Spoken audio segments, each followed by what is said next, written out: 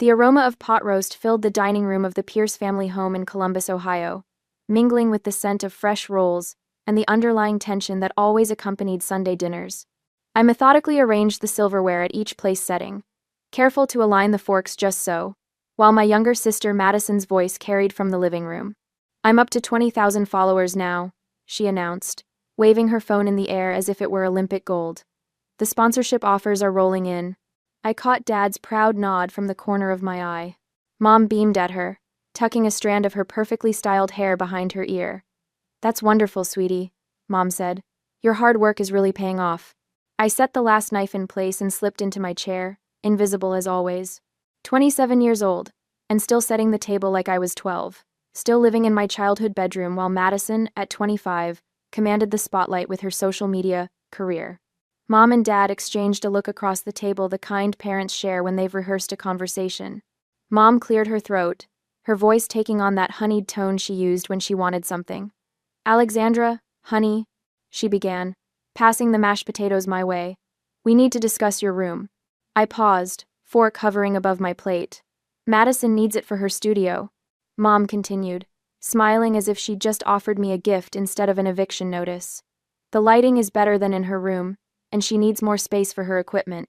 Before I could respond, Dad slammed his fist on the table, making the water glasses jump. "Either give it up, or get out of this house," he snapped, all pretense of discussion evaporating. "It's time you found your own place anyway." Madison smirked from across the table, twirling a strand of blonde hair around her finger. "It's not like you need space to shuffle papers," she said with a dismissive shrug. The table fell silent. Everyone watched me, waiting for tears or protest. I cut a piece of pot roast and placed it in my mouth, chewing slowly. My expression revealed nothing as I swallowed. Inside my head, a different scene played out. My 10 by 1 two-bedroom upstairs was more than just a sleeping space. It was my sanctuary, my office, the command center of a life they knew nothing about. Finance books lined the shelves I'd installed myself. A modest desk held my computer, a computer whose screen frequently displayed an investment portfolio worth millions. While they'd been watching Madison perform in talent shows and school plays, I'd been working. Weekend jobs through high school, online courses in financial management during college, building my consulting business client by client, dollar by dollar. I looked down at my phone beneath the table, swiping past the apartment listings I'd been browsing all week. I'd been planning my escape for years, saving and investing while they thought I was just job hunting between temp positions. My mind flashed back to when I was 14. I could still feel the weight of the shoebox in my hands as I counted out $780 in crumpled bills, weekend shifts at the local diner, tips included, enough for the laptop I needed. "Alexandra," Mom had said that afternoon, standing in my doorway with that same sweet smile. "Madison needs video equipment for her school project. The one that might get her noticed by that arts program?" I remembered how Dad had taken the box from my hands without asking, how they'd both spoken over my protests. "Your sister needs this for her future," Dad had said firmly. I remembered locking myself in the bathroom afterward, the cold tile against my knees as I sobbed silently, promising myself I would never depend on them again. That was the day I understood my place in this family, the invisible child whose achievements would always be dismissed as that spreadsheet hobby. 13 years later, nothing had changed. Except me. I placed my napkin beside my plate and stood up, my chair sliding back without a sound. "I understand," I said, my voice steady. "I'll have an answer by next Sunday." Madison's mouth opened slightly, confusion replacing her smugness. Mom and Dad exchanged glances. This wasn't the reaction they'd expected. They wanted tears, begging, the Alexandra who would eventually give in. From the end of the table, my younger brother Eli watched me with an unexpected expression, not amusement at my predicament, but something that looked almost like concern. At 18, he was starting to see the family dynamics with clearer eyes. "Alexandra," Mom began, but I was already walking toward the stairs, my posture straight, my steps measured. "We can discuss the details later," I said over my shoulder. "Madison, make a list of what changes you want to make to the room. I'll need to know what to prepare for." Behind me, their voices resumed, already discussing paint colors and lighting setups for Madison's new studio. They had already forgotten I was leaving the room, just as they had always forgotten I was in it. In the privacy of my bedroom, I closed the door and took out my phone. I scrolled to a contact I'd added months ago but never called. Until now. Marjorie Klein, a professional voice answered on the second ring. I took a breath, feeling the weight of years lifting from my shoulders. Marjorie, this is Alexandra Pierce, I said, looking out my window at the house across the street, the one with the for sale sign that had caught my eye weeks ago. I'm ready to make that move we discussed. The next morning, Dad's laptop sits unguarded on the kitchen counter, his email open like a treasure map. I glance over my shoulder, the house empty, except for the hum of the dishwasher. My fingers hover over the keyboard. This isn't like me, this intrusion into someone else's digital space. But then again, neither was their ultimatum about my room. I click on a folder labeled Family Finances, and the screen fills with spreadsheets that make my stomach clench. Credit card statements stretch endlessly, a digital tapestry of debt I never knew existed. $180,000. The number blinks at me from the bottom of the screen. $180,000. My parents have racked up supporting Madison's influencer career. Line after line tells the story. Camera equipment, lighting rigs, professional editing software. A $3,000 charge from last month for a weekend workshop with some social media guru in Chicago. All labeled as business expenses in Dad's meticulous notes. I dig deeper, finding an email thread between my parents discussing a second mortgage. The house I grew up in, leveraged for Madison's Instagram fantasy. A new message notification pops up: Madison to her talent agency. I shouldn't open it. I do anyway. I'm projecting to hit 50 Kelvin's followers by next month, she wrote. I check her actual numbers on a dashboard Dad has bookmarked. 19,723. Less than half what she's claiming. The front door rattles. I close the laptop and drift toward the stairs, heart hammering against my ribs. Mom walks in with grocery bags, barely glancing my way. Alexandra, she calls as I reach the landing. Don't forget Sunday's deadline. Madison's been making plans for that room for weeks. I pause, not turning around. My financial paperwork. We'll box it all up for you? Mom interrupts, the false sweetness in her voice making my teeth ache. Though some of it might accidentally get thrown away during cleaning. You know how that happens. Her casual threat settles over me like a winter chill. 7 days. That's all I have before they expect me to surrender my space and with it, any proof of the life I've built. I grab my laptop and drive to Crimson Cup Coffee, my unofficial second office. The barista nods in recognition as I order my usual black coffee, no room. Settled in my corner booth, I open my own financial dashboard. The numbers glow back at me. $2.7 million in company earnings this fiscal year. 3 full-time employees. Clients across 4 countries. I take a long sip of coffee, letting the bitter warmth fill me. A quiet confidence replaces the lifelong doubt that's shadowed me since childhood. They never saw me. Maybe they never will. My phone buzzes with a text from Marjorie Klein, the realtor. Found 3 properties matching your criteria. Available to view this afternoon? I stare at the message, a plan crystallizing in my mind.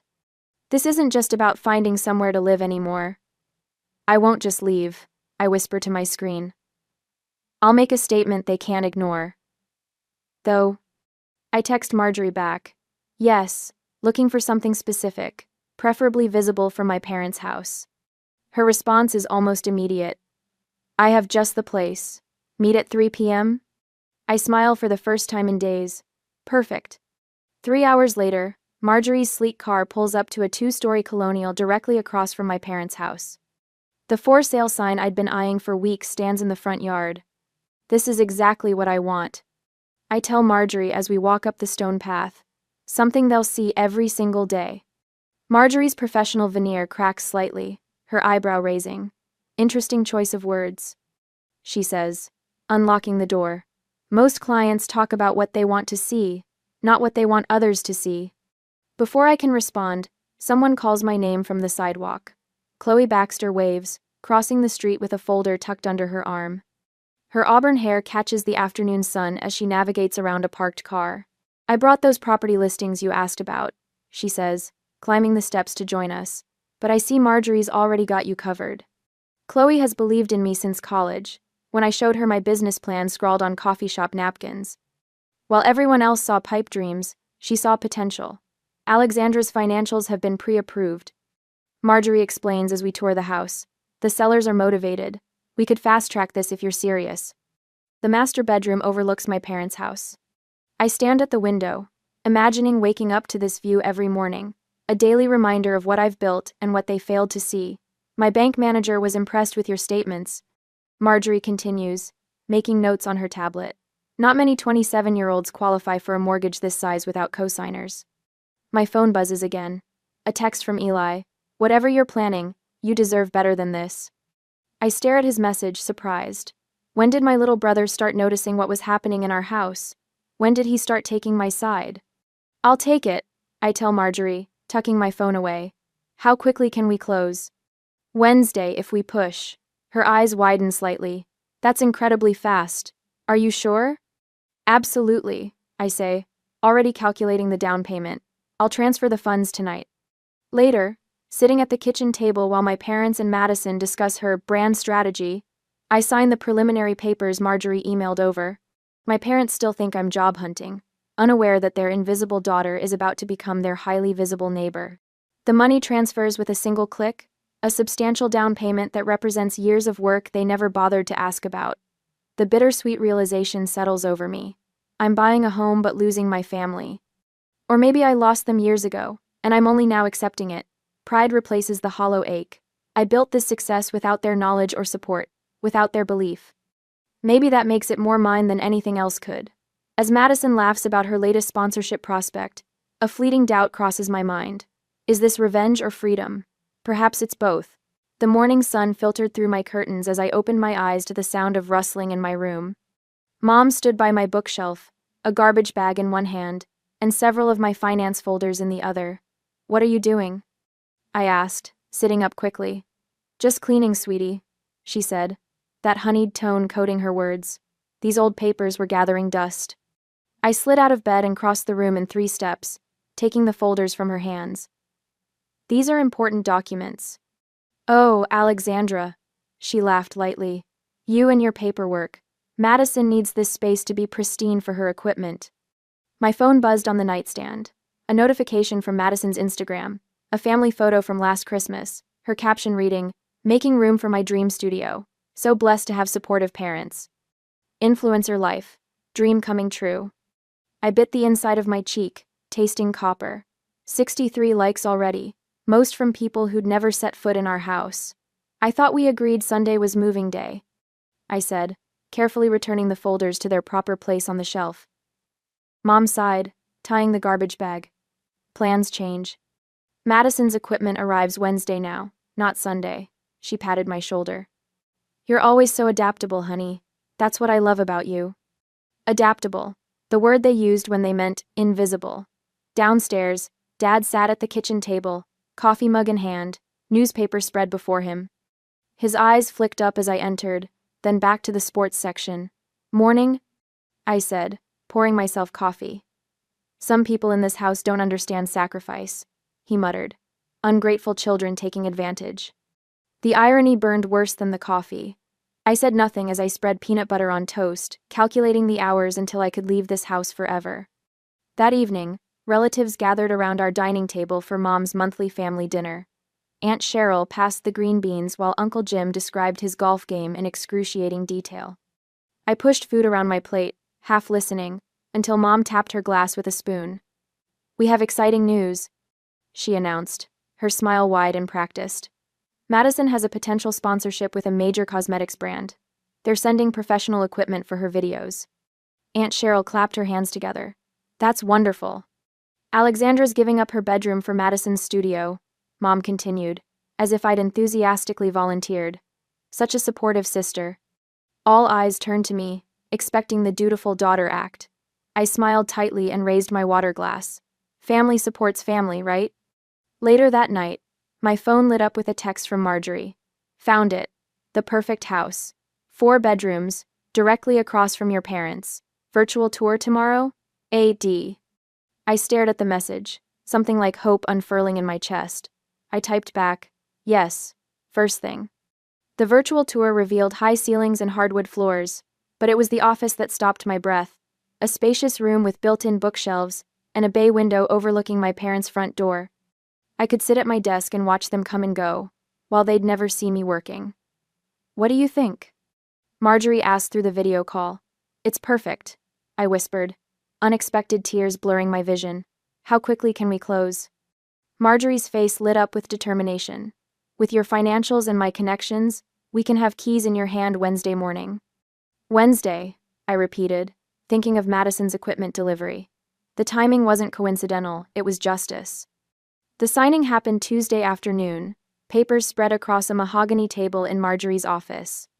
My hand trembled slightly as I signed the final document, a mixture of terror and triumph coursing through me. "Alexandra," Marjorie said as she gathered the papers, her voice unusually soft. "In 20 years of real estate, I've never seen someone your age this prepared." I blinked rapidly, unprepared for the warmth that spread through my chest at her words. Back home, I was carefully organizing client files when my bedroom door swung open without a knock. Madison strode in, measuring tape in hand, eyes already scanning my walls. "Can I help you with something?" I asked, not looking up from my desk, just measuring for my lighting setup. She said, stretching the tape across one wall. "This space is barely adequate, but I'll make it work." I continued typing, my keystrokes deliberately calm. "I see. My brand is on the verge of $1 million valuation." She continued, pacing the perimeter of my room. "I need this space more than you do. It's not like you're doing anything important with it." If she only knew the irony, the financial empire I'd built while she collected followers and free makeup samples. "We'll see what happens Sunday," I said, saving my document. Madison laughed, the sound sharp and dismissive. "Mom and Dad already decided. You don't have a choice." I looked up then, meeting her eyes directly. A small, secretive smile curved my lips. Everyone has choices. Some just take longer to make them. Confusion flickered across her face before she rolled her eyes and left, the door banging shut behind her. That night, Chloe arrived with empty boxes after my family left for their weekly movie night. "Operation Independence is a go," she whispered, pulling packing tape from her purse. "I've got the essentials list." I hugged her tightly. "Thank you." We worked quickly, packing my most important possessions while leaving enough to maintain the illusion I was still living there. My college friends arrived an hour later with more boxes and quiet determination. Eli texted. Chloe said, taping another box. "Your parents decided to get ice cream. He'll stall them." My brother's unexpected alliance warmed something in me that had been cold for years. Marjorie called past midnight with confirmation. "We're set for 9 a.m. closing. The movers will arrive at your parents' house at 10, while everyone's at work." Wednesday morning dawned clear and bright. I stood on the sidewalk watching Marjorie's car approach, keys dangling from her fingers as she stepped out. "Congratulations, homeowner," she said, pressing the keys into my palm. The movers arrived precisely at 10, efficient and discreet. I directed them through my childhood home, pointing out what to take and what to leave. My desk, my books, my clothes, the physical manifestations of a life kept hidden for years. By noon, I stood in my new master bedroom, watching the movers assemble my bed frame. The window offered a perfect view of my parents' house, the bedroom that had been mine for 27 years now visible from across the street. "Where do you want this desk, ma'am?" one of the movers asked, gesturing to my workstation. "In the office," I said, positioned to face the front window. Chloe arrived with lunch as the movers finished, her eyes wide as she explored my new home. "This is gorgeous, Alex. And huge." We sat on the floor of my new living room, eating sandwiches amid half-unpacked boxes. "Are you doing this for revenge?" she asked quietly, "making them see what they missed?" I considered her question, watching sunlight pattern the hardwood floors. "This isn't about revenge," I said finally. "It's about becoming visible." That evening, I arranged my important papers in a leather portfolio folder: deed, financial statements, company information, evidence of the life I'd built while they weren't looking. Standing before my bathroom mirror, I practiced my expression, ensuring no anger or hurt showed through. Sunday's revelation needed to be delivered with calm confidence, not emotional outbursts. I selected my outfit for Sunday's appearance: a tailored navy blazer, cream silk blouse, and my grandmother's pearl earrings. Professional but familiar, the Alexandra they knew, but finally seen clearly. As the last box was unpacked, I returned briefly to my parents' house. In my stripped bedroom, I placed my childhood teddy bear against the pillow, the only personal item remaining. a silent goodbye to the girl who had lived in the shadows. Saturday night, I stood at my new bedroom window, watching lights glow across the street. Madison's car pulled up, friends spilling out laughing. Through the upstairs window, I could see them touring my empty room, Madison gesturing expansively about her plans. My phone buzzed with a text from Eli. "They think you're staying with Chloe. What are you really doing?" I smiled, typing back. "Come to coffee tomorrow. You'll want to see this." Placing my phone down, I walked through my silent house, fingertips trailing along walls that belonged entirely to me. On the entry table, I positioned the deed folder precisely in the center. "Tomorrow," I whispered to the empty house, "they'll finally see me." Sunday morning arrives with a clarity I haven't felt in years. I adjust my blazer, charcoal gray, tailored perfectly as I cross the street toward my parents' house. The weight of the deed folder in my hand feels substantial, grounding.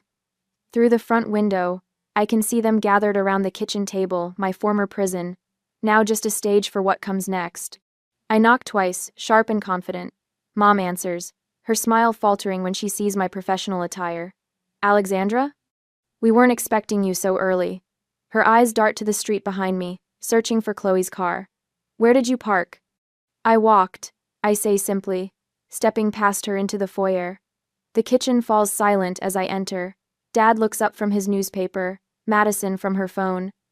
Only Eli offers a genuine, "Good morning." I pour myself coffee from the pot on the counter, an action I've performed thousands of times in this house. Today it feels different, a choice rather than an obligation. "I thought you'd be bringing your things," Madison says, her tone sweet but eyes calculating. "I've already picked out paint samples for the walls, thinking of a blush pink with gold accents for my backdrop wall." Madison says, I settle into my usual chair, crossing my legs casually. "That sounds nice." Madison launches into detailed renovation plans, describing lighting setups and equipment placement.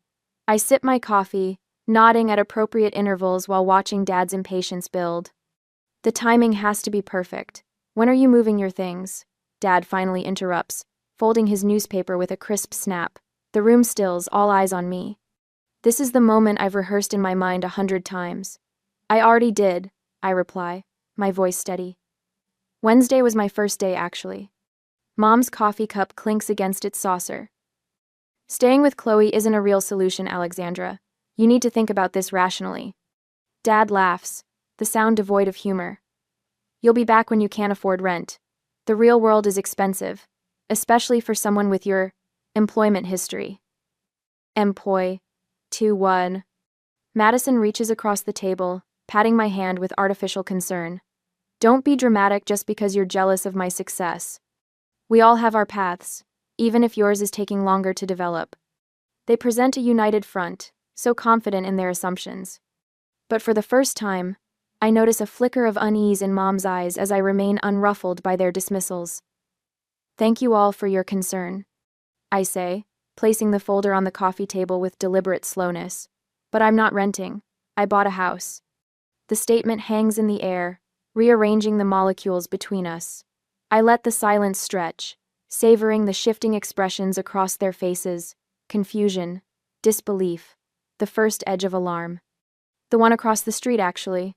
I turn slightly in my chair, pointing through the front window at my new home, 3 stories of brick and character directly in their line of sight. Mom's coffee cup slips from her fingers, splashing brown liquid across the white tablecloth. Dad's mouth opens and closes without sound. Madison sits frozen, her Instagram post forgotten mid-type. "How could you afford that?"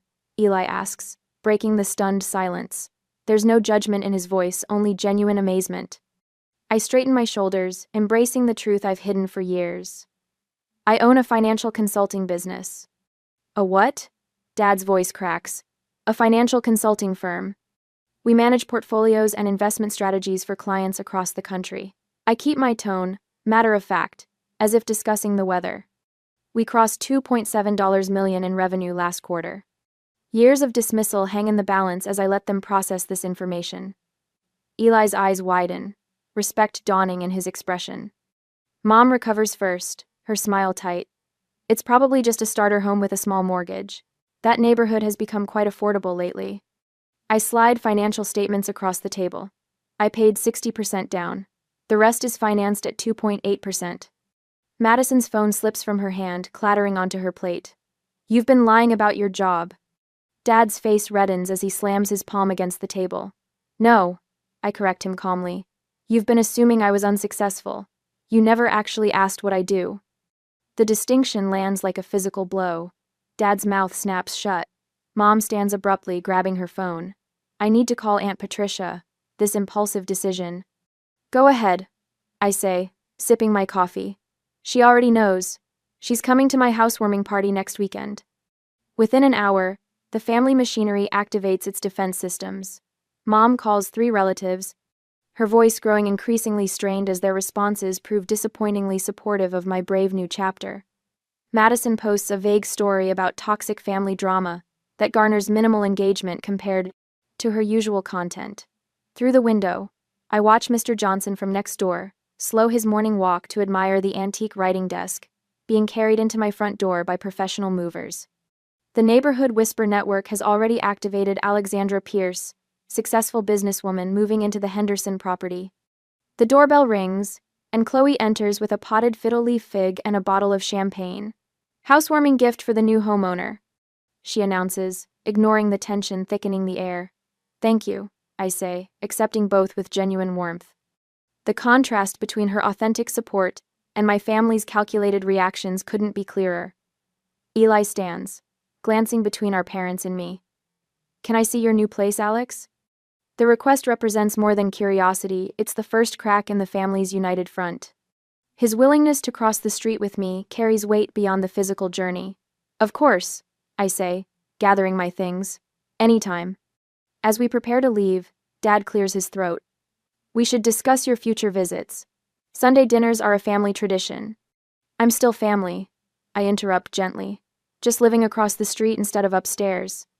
Mom's smile doesn't reach her eyes. Of course you are. We're just trying to understand this sudden change. Not sudden, I correct her. Just finally visible. Through the window, I notice Marjorie's car pulling up to the corner market where Mom buys her weekly groceries, right on schedule. By afternoon, the entire neighborhood will know the property value of my new home and the substantial down payment I made. As I walk toward the door with Eli and Chloe, a delivery van stops in front of my house. The driver carries an elaborate arrangement of flowers to my porch, a congratulatory gift from my business partners, strategically timed and perfectly visible from my parents' front window. I turn back once before leaving, taking in the tableau of my stunned family. Madison frantically checking her phone as notifications about an expose on fake followers flood her screen. Mom and Dad exchanging worried glances, the unpaid second mortgage application sitting in Dad's email draft suddenly feeling more precarious. Success is often built in quiet rooms, I say softly, while others are performing. The door closes behind us with a gentle click, separating past from future with half an inch of polished oak. Across the street, my house, my actual home, stands waiting, windows gleaming in the morning Sunday. 2 weeks later, the doorbell chimes through my quiet home, interrupting my morning coffee ritual. Through the peephole, I spot my mother's perfectly coiffed hair and the edge of what appears to be a pie dish. I take a deep breath, straighten my shoulders, and open the door with a neutral expression. Alexandra, sweetheart. Mom holds up a perfectly golden-crusted apple pie, steam still rising from the lattice top. I made your favorite. We should talk. I step aside, allowing her into the entryway of my new home. Her eyes dart around, taking in the tasteful furnishings, the spacious layout, the unmistakable signs of success she never bothered to notice before. This is quite something you've done here, she says, placing the pie on my kitchen counter. Her hands flutter to her pearl necklace, adjusting it unnecessarily. Your father and I always believed in you, you know. I pour her a cup of coffee without responding. The silence stretches between us. Madison's having a hard time with sponsors, she finally says, staring into her cup rather than meeting my eyes. Some issue with her follower count. Technical things I don't understand. I see, I reply, keeping my voice even. Family supports family, Alexandra. Mom reaches across the counter to touch my hand. I don't pull away, but I don't reciprocate either. We've always been there for each other, haven't we? Later that afternoon, Dad makes his approach. He catches me retrieving mail from my box, his timing too perfect to be coincidental. Your mother misses you, he says without preamble. We all do. We should put this behind us and move forward as a family. I nod politely, sorting through envelopes. I'm open to that possibility, Dad. His relief is palpable but premature. That evening, my phone lights up with a barrage of texts from Madison. You're destroying this family. Mom cried all afternoon. Everyone thinks you're so selfish. After everything they did for you. I placed the phone face down on my coffee table and returned to reviewing client portfolios. The messages continue to arrive, each vibration less affecting than the last. The next morning, Mom calls to inform me that Aunt Patricia asked about my absence at Sunday dinner. Everyone's concerned about the family image, she says. People are talking. Dad follows up with a voicemail suggesting my business success seems awfully sudden and questioning whether I've gotten involved with something questionable. The final salvo comes in the form of a formal dinner invitation, delivered by hand to my mailbox. Elegant script on cream cardstock requests my presence at the family home tomorrow evening at 7. To reconcile our differences, it reads. And the postscript, in Mom's handwriting, after all we've done for you growing up. Alone that night, doubt creeps in during the quiet hours. Old patterns of guilt surface like well-worn paths in my mind. Perhaps I am being too harsh. Perhaps there is some middle ground where I can maintain both peace and dignity. The next morning, Chloe arrives with bagels and brutal honesty. Remember the laptop money? She asks, spreading cream cheese with unnecessary force. $800 you saved from diner shifts, and they took it for Madison's camera equipment? I wince at the memory. That was 13 years ago, I say, though the sting feels fresh. Patterns don't change unless people do, Chloe replies. After she leaves, I pull out the journals I've kept since childhood. Page after page documents the same cycle, my achievements minimized, my needs secondary, my resources commandeered for Madison's dreams. The realization settles into me with surprising calm. Their love was always conditional. Mine doesn't have to be. I arrive at my parents' house at precisely 7 the next evening. The table is set with the good china. Madison sulks at her place setting while Mom fusses with flower arrangements and Dad pours wine with too careful precision. Alexandra, Mom exclaims with excessive brightness. You came. I take my seat, my posture relaxed but dignified. The difference is immediately apparent. I'm not the daughter desperately seeking approval. I'm a successful woman who has chosen to be here on my terms. Madison attempts several barbs throughout the salad course. Not everyone can buy their way into feeling important, she mutters. I meet her gaze steadily. You're right. Some people have to earn it. Her fork clatters against her plate. When the main course is served, Dad clears his throat meaningfully. The moment for reconciliation has apparently arrived, according to their schedule. I needed to build my own life, I say before they can begin their prepared speeches. You needed me to remain invisible. Those two things weren't compatible. Mom's hand freezes midway to her water glass. Alexandra, we never. I'm open to a relationship, I continue calmly, but not one based on what you can take from me. The silence that follows is profound. What does that mean exactly? Dad finally asks, his tone careful. I explain, with the precision of someone who has prepared thoroughly, how I built my business over years of work, how I paid for my education through scholarships and side jobs, how I attempted, repeatedly, to share my successes, only to have them dismissed or ignored. That spreadsheet hobby, I quote back to them, is now worth millions. Madison's face contorts with something between rage and envy. For the first time, she sees the difference between her bought followers and my earned success. The knowledge visibly burns. Mom attempts to redirect. Speaking of your business success, Alexandra, perhaps you could help with family finances, just until Madison gets back on her feet. The trap is sprung, but not as she intended. From my purse, I remove a folder containing documentation of every instance they took from me, from the laptop savings to college fund withdrawals for Madison's headshots. Dad begins to protest, but his words die as I show him his own signature on a withdrawal slip from my college account. Madison launches into a tantrum about fairness and family loyalty that exposes her entitlement more clearly than any argument I could make. Through it all, I remain composed. The family narrative collapses around us, but I do not gloat or rage. There's no satisfaction in watching them confront reality, only the quiet relief of finally being seen. I'm willing to have a relationship based on mutual respect, I say when the storm subsides. That includes financial boundaries. I won't support anyone without accountability. I turned to Madison. You can apologize genuinely and we can build something new, or you can maintain your position and we'll maintain our distance. My parents sit stunned, facing consequences perhaps for the first time. You gave me an ultimatum about my room, I say, rising from the table. I chose freedom. I leave without tears or anger, walking the short distance across the street to my own home. From my front porch, the family house is clearly visible, windows glowing with artificial warmth. Eli appears at his upstairs window. I raise my hand in a small wave, an offering of connection separate from our parents. He returns the gesture, his expression thoughtful. One by one, the lights in my parents' house go dark as I stand on my porch. My own home remains illuminated, warm with the light of independence. I hear through neighborhood whispers that Madison's career collapse has accelerated. Her fake follower scheme exposed, sponsorships withdrawn, her influencer dreams crumbling. Meanwhile, my parents face the prospect of financial ruin, their resources depleted by years of supporting Madison's illusions. I watch the for sale sign being hammered into their lawn the following week, feeling neither victory nor remorse, only the quiet certainty that some lessons come at a higher price than others. The morning sun streamed through my kitchen window, casting golden light across the countertop. 6 months had passed since that Sunday dinner ultimatum, and what once felt like an act of defiance now simply felt like home. I cradled my coffee mug and stepped onto the front porch, breathing in the crisp autumn air.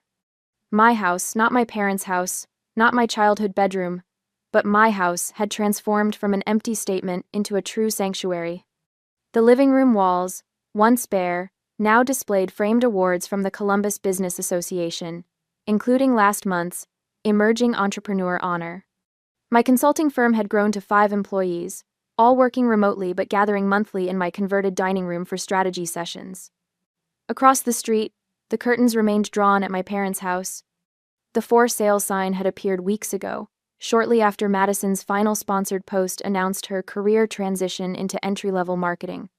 I took another sip of coffee, surprised by how little satisfaction I felt at their financial troubles. The revenge fantasy had burned itself out, leaving something quieter and more valuable in its place. "Morning, Alexandra." "Mrs.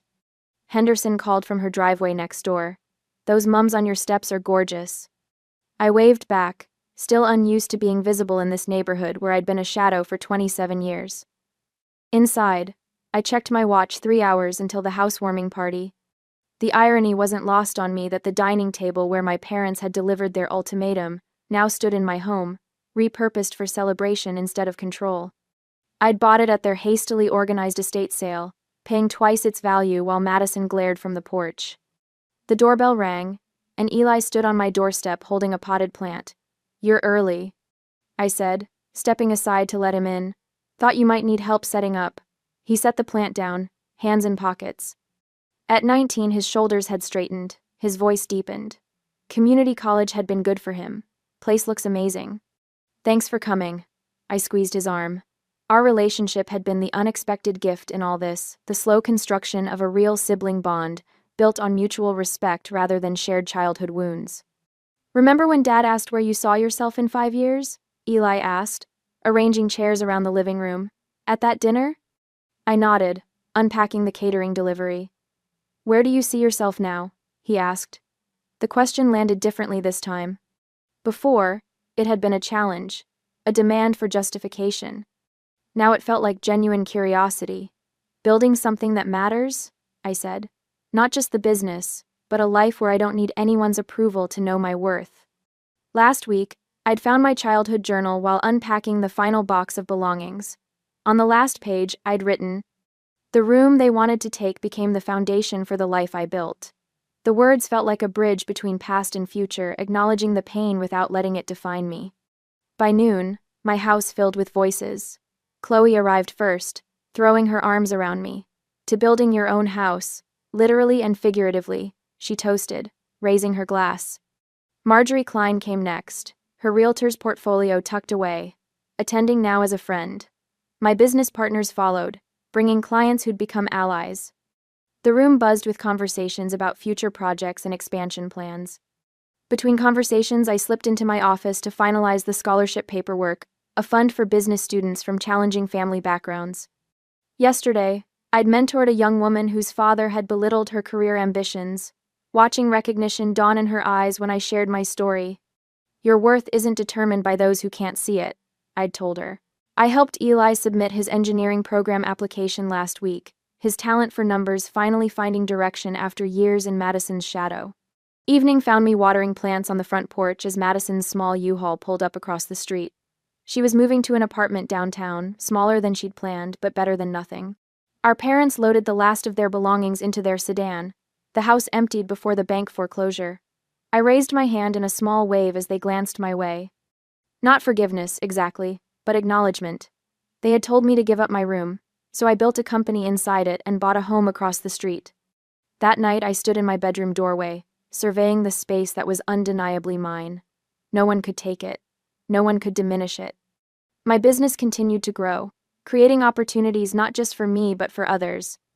The relationship with my parents remained distant, with boundaries firmly in place, though perhaps someday healing might be possible if they changed.